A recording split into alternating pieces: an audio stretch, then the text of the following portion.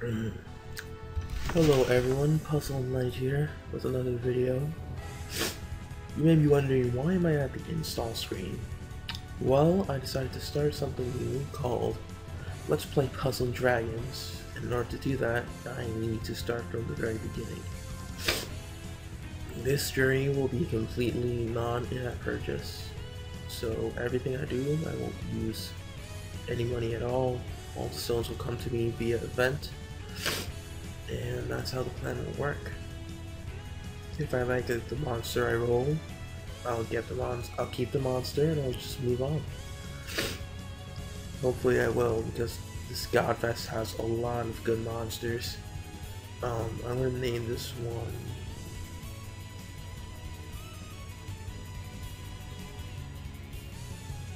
Puzzle. Really?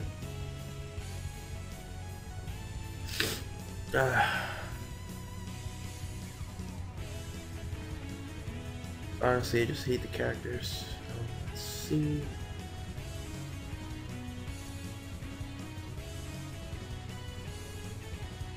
Great.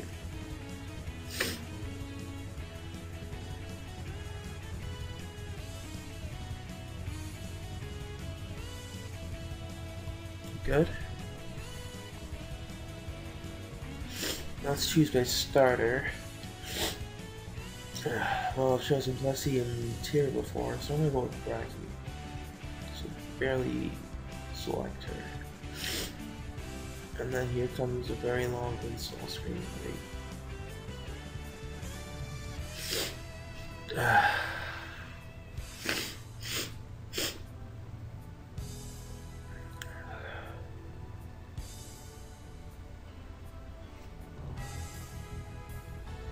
Alright, I just added my Wi-Fi on to make the download go a little more bearable.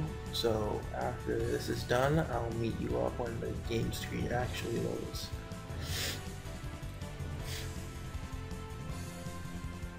Alright, and that's the whole loading process. On my side, it took around 7 minutes.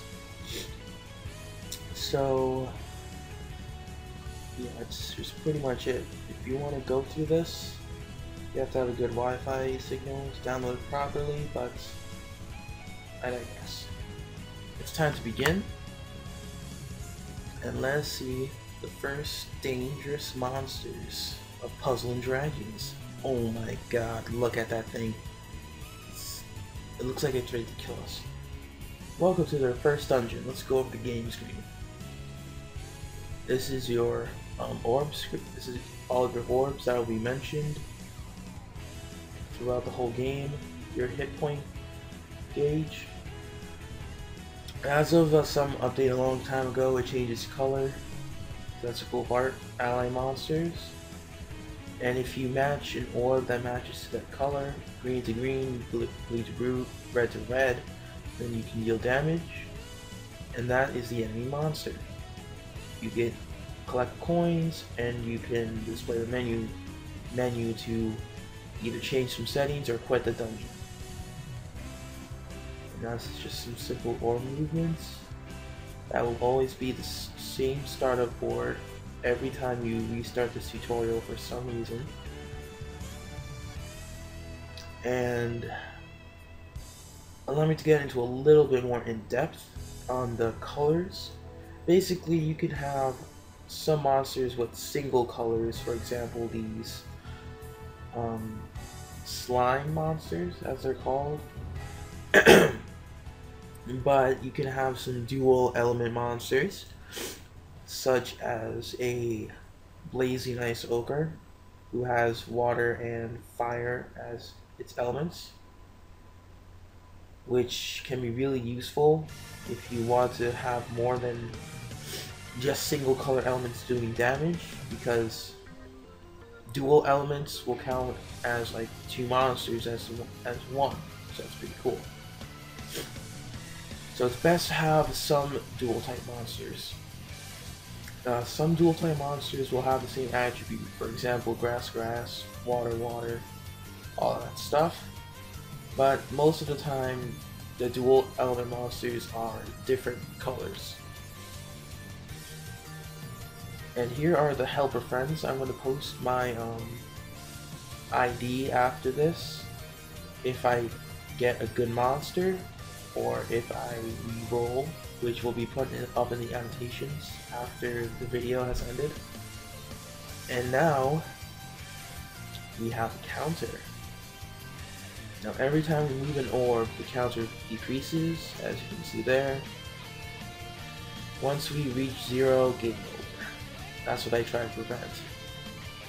And you saw a bit of that color change happening, so there it is. To be honest, when that mechanic was introduced, it was, I have to say, it's still pretty cool. I just can't get over it. Although I hate it when it goes into red on my main account, because then I'm in big trouble. Okay, so here comes a Carbuncle. The most difficult monster ever. It will kill you if you don't get it. Okay, I'm pretty sure you can sense the sarcasm in my voice, but anyway, besides that, let's see what we got here. Just some very simple slimes, which will grow up to be very useful king shinies in the future, if I ever get one. Look at me, I'm just rambling. Now, as you can see, as you rank up, your stamina can increase, your friend space can increase up to a certain point, and your team cost will also increase. And now, for the very beginning of the game, invite everyone as your friend. Just don't do anything about it, just invite everyone as your friend. Because you will need them. And as you get better leads, then you can start going on to groups like the Puzzle Dragon forums or the Puzzle Dragon Facebook group in order to, say, select what you really want.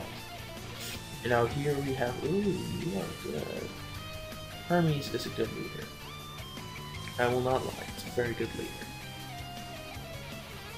Anyone who has him should just put him up, you know, just link him to my main account. And now here we are introduced to the concept of mass attack.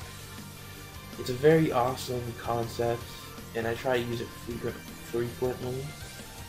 As you can see, it's a very useful item, and with dual elements, if you get mass attacks on all dual elements, then all of them will attack all monsters on the screen, which is insanely powerful. Trust me, I know. But if you already knew this, that's good for you. I'm just explaining it anyway, just cause. And I just went into a crazy 10 combo that wasn't even necessary, but okay. I'm cool with that. Pardon for the sniffles, I have a very bad cold. Alright. Well, I didn't even mass attack. That's stupid. It doesn't even matter.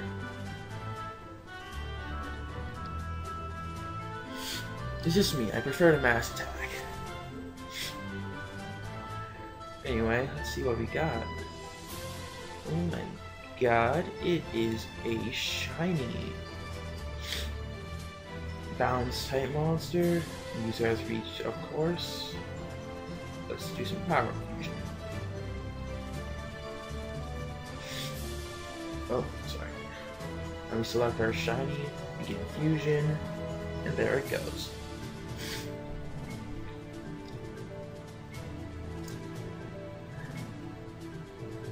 And then there are some better EXP fodder materials out there, such as Metal Dragons, Jewel Dragons, Hangdras, Moltres. Snow Globe Dragons are the best because they provide 1.5 million experience to the same type monster, which I think is pretty cool. So, if you ever have a Snow Globe Dragon, just beat it. Unless you need its leader skill, which is 2 times hit points, recovery, whatever, I'll explain later on. And now this is just a kill everything, use all you learned up to this moment, because I'm pretty sure there's something else after this.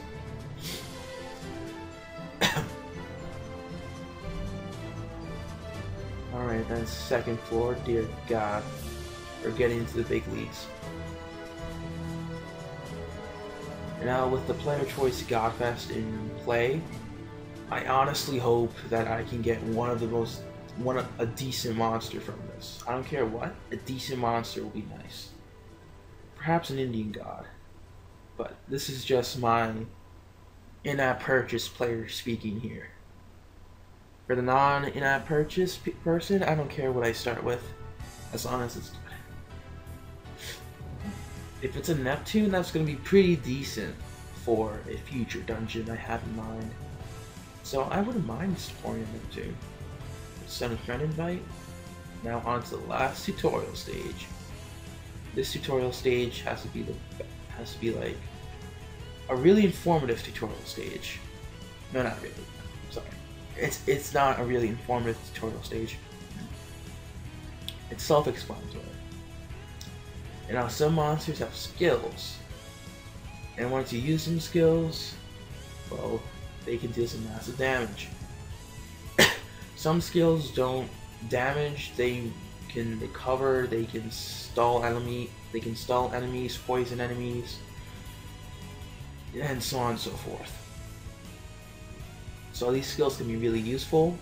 And then there's this mechanic called skill ups, where once you feed a monster of the same name to that monster, there is a small chance that the skill up will be put into effect. For example, if I fed a Bracky to my Bracky, then my current Bracky might have a chance to get a skill up, and his skill will get a shorter cooldown, which is always nice. So if you can, just find some skill ups out there. Some monsters are really easy to skill up, others are painstakingly difficult because either they're so scarce or because the dungeon that they're found in is too difficult for one to clear at that moment. Excellent, we have 5 magic stones, and with 5 magic stones they have many uses, such as the rare egg machine, Godfest Live. And let's see what we get. Gold egg, let's see what we got. Kuchulain. I can get a balance team up in here.